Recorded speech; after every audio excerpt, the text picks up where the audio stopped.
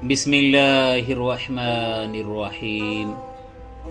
ایک شخص جسے اللہ نے اپنی دوستی کا شرف بخشا، ایک ایسا شخص جس کی ہر دعا آسمانوں تک پہنچی، اور ایک دن جب وہ اپنے بیٹے کے ساتھ پتھر پر پتھر رکھ رہا تھا، اچانک آسمان سے ندا آئی، اے ابراہیم، تم اپنی اس خدمت کا کیا بدلہ چاہتے ہو؟ آپ نے پلک جھپکے بغیر ایک ایسی دعا مانگی جو صدیوں بعد پوری ہوئی، اور جس کے نتیجے میں آپ اور میں پیدا ہوئے۔ جاننا چاہتے ہیں وہ دعا کیا تھی؟ اللہ تعالیٰ نے حضرت ابراہیم علیہ السلام اور حضرت اسماعیل علیہ السلام کو حکم دیا کہ بیت اللہ کی تعمیر کریں۔ مفسرین مثلا امام قرطبی، ابن کثیر کے مطابق جب حضرت ابراہیم علیہ السلام اور حضرت اسماعیل علیہ السلام بیت اللہ کی تعمیر مکمل کر چکے تھے تو اللہ تعالیٰ نے ان کے عمل کو قبول فرمایا۔ اس موقع پر اللہ تعالیٰ نے بطور انعام سوال فرمایا کہ اے ابراہیم، تم اپنی محنت اور اس عظیم خدمت کا کیا بدلہ چاہتے ہو؟ حضرت ابراہیم علیہ السلام نے عرض کیا، اے میرے رب، میرا بدلہ یہ ہو کہ اس گھر میں عبادت کرنے والے لوگ ہمیشہ ہدایت یافتہ رہیں، اور اس امت میں آخری نبی میری نسل سے ہو، اور وہ امت بھی میری اولاد میں سے ہو جو تیری توحید پر قائم رہے۔ اس دعا کا خلاصہ قرآن میں اس آیت میں آیا، ربنا وبعث فیہم رسولا منہم یتلو علیہم آیاتک ویعلمہم الکتاب والحکمت وَيُزَكِّيهِمْ إِنَّكَ أَنْتَ الْعَزِيزُ الْحَكِيمُ۔ نبی کریم صلی اللہ علیہ وآلہ وسلم نے خود فرمایا، میں اپنے باپ ابراہیم کی دعا، عیسیٰ کی بشارت اور اپنی ماں کے خواب کی تعبیر ہوں، یعنی نبی صلی اللہ علیہ وآلہ وسلم کی باعث حضرت ابراہیم علیہ السلام کی اس دعا کا براہ راست نتیجہ تھی۔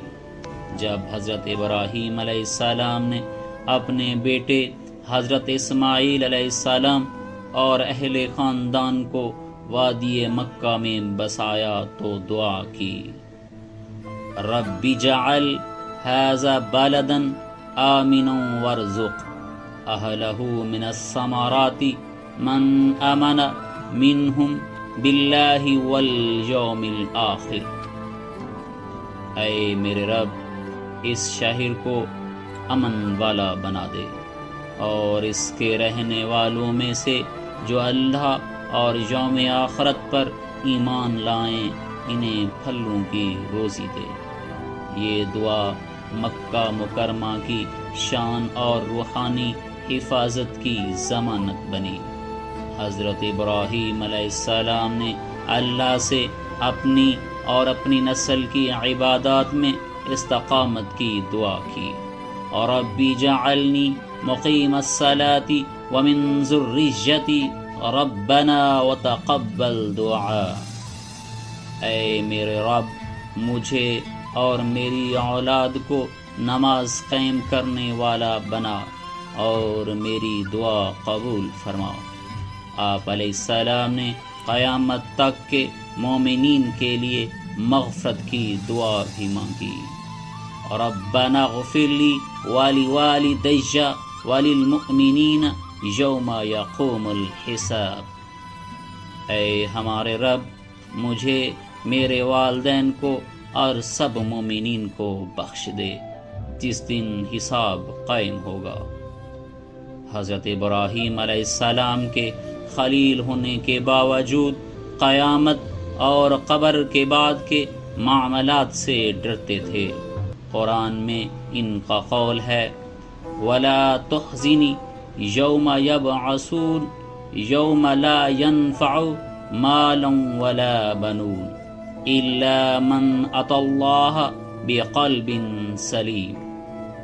اور مجھے رسوا نہ کرنا جس دن سب دوبارہ زندہ کیے جائیں گے، جس دن نہ مال فائدہ دے گا نہ بیٹے، سوائے اس کے جو اللہ کے پاس قلب سلیم لے کر آئے۔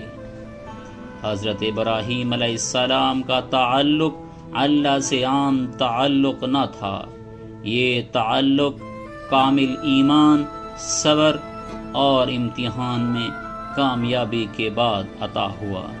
قرآن میں ہے وَإِذِ ابْتَلَىٰ إِبْرَاهِيمَ رَبُّهُ بِكَلِمَاتٍ فَأَتَمَّهُنَّ قَالَ إِنِّي جَاعِلُكَ لِلنَّاسِ إِمَامًا۔ اور جب ابراہیم کو اس کے رب نے چند باتوں میں آزمایا اور اس نے وہ پوری کر دی، اللہ نے فرمایا میں تمہیں لوگوں کا امام بنانے والا ہوں۔ یہی کامیابیاں اس محبت اور دوستی کا سبب بنی کہ اللہ نے انہیں خلیل کے مقام پر فیض کیا۔ خلیل کا مطلب ہے ایسی محبت اور قربت جس میں دل کا ہر گوشہ محبت سے بھر جائے اور تعلق میں کوئی فاصلہ باقی نہ رہے۔ مفسرین فرماتے ہیں خلیل وہ ہے جس کی محبت دل میں اس طرح سرایت کر جائے جیسے پانی میں رنگ۔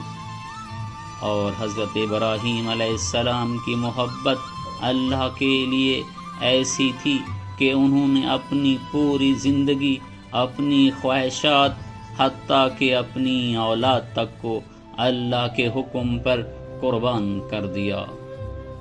نبی کریم صلی اللہ علیہ وآلہ وسلم نے فرمایا بے شک اللہ نے مجھے اپنا خلیل بنایا جیسے اس نے ابراہیم کو خلیل بنایا۔ یہ مقام تاریخ میں صرف 2 ہستیوں کو ملا، حضرت محمد صلی اللہ علیہ وآلہ وسلم اور حضرت ابراہیم علیہ السلام کو۔ روایات کے مطابق حضرت ابراہیم علیہ السلام کی عمر وفات کے وقت تقریباً 175 سال تھی۔ آپ نے پوری زندگی اللہ کی اطاعت میں گزاری اور آخر وقت میں بھی دل میں ایک ہی تمنا تھی کہ رب راضی ہو کر ملاقات کرے۔ قرآن میں دعا مذکور رہے جو آپ کی زندگی کا خلاصہ تھی۔ وَإِذِ ابْتَلَىٰ إِبْرَاهِيمَ رَبُّهُ بِكَلِمَاتٍ فَأَتَمَّهُنَّ قَالَ إِنِّي جَاعِلُكَ لِلنَّاسِ إِمَامًا۔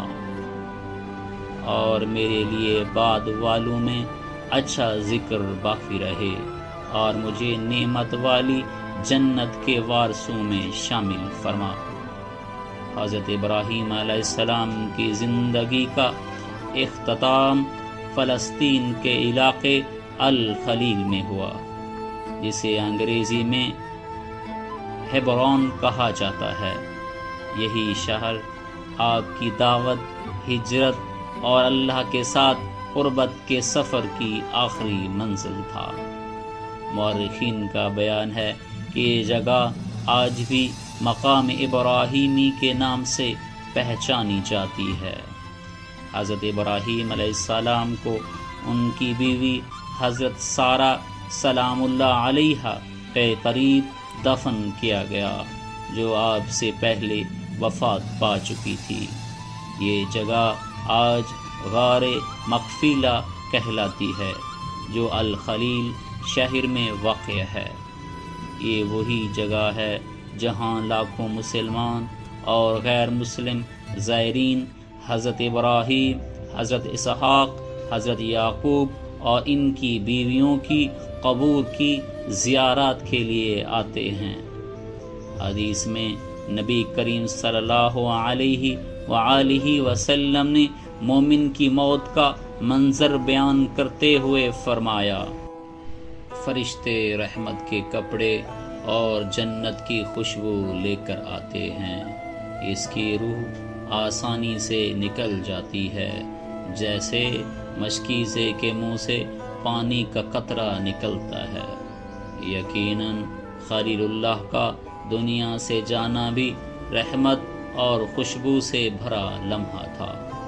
حضرت ابراہیم علیہ السلام کا نام قرآن مجید میں 69 مرتبہ آیا ہے۔ آپ کا ذکر مختلف پہلو سے ہوا، توحید کی دعوت، ہجرت اور قربانی، امتحانات میں کامیابی۔ اللہ تعالیٰ نے انہیں امام اور خلیل کا شرف دیا اور ان کی زندگی کو ایمان والوں کے لیے مثال بنا دیا۔ قد کانت لکم اسوۃ حسنۃ فی ابراہیم، یقیناً ابراہیم میں تمہارے لیے بہترین نمونہ ہیں۔ حضرت ابراہیم علیہ السلام کی کئی عبادات کو اللہ نے امت محمدیہ صلی اللہ علیہ وآلہ وسلم کے لیے بھی لازم قرار دیا، جیسا کہ نماز آپ کی دعا تھی، ربی جعلنی مقیم الصلاۃ ومن ذریتی، جیسا کہ حج بیت اللہ کی تعمیر کے بعد اللہ کا حکم آیا، وَأَذِنْ فِي النَّاسِ بِالْحَجِّ، جیسا کہ قربانی کے بارے میں بیٹے کی قربانی کا واقعہ، جس کی یاد میں امت محمدیہ ہر سال عید الاضحیٰ پر قربانی کرتی ہے۔ یہ تمام اعمال ہمیں ملت ابراہیم سے جوڑتے ہیں اور ایمان کی تجدید کرتے ہیں، اور یوں خلیل اللہ، اللہ کا دوست، اپنے رب سے ملاقات کے سفر پر روانہ ہوئے۔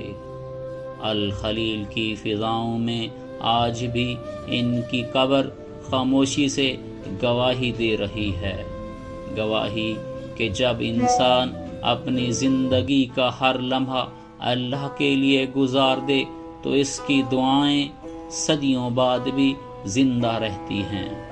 لیکن سوال یہ ہے، وہ دعائیں جو حضرت ابراہیم علیہ السلام نے اپنی نسل کے لیے مانگی، ایمان، ہدایت، قربانی اور استقامت کی، کیا ہم واقعی ان دعاؤں کا جیتا جاگتا ثبوت ہیں، یا خلیل اللہ کی اولاد ہونے کے باوجود ہم ان کی دعاؤں کی روح سے دور ہو چکے ہیں؟ یاد رکھیں، وہ دن ضرور آنے والا ہے جب نہ مال ساتھ ہوگا، نہ بیٹے، صرف ایک قلب سلیم ہوگا، اور اس دن طے ہوگا کہ ہم واقعی ملت ابراہیم میں تھے یا صرف زبانی دعویٰ کرتے تھے۔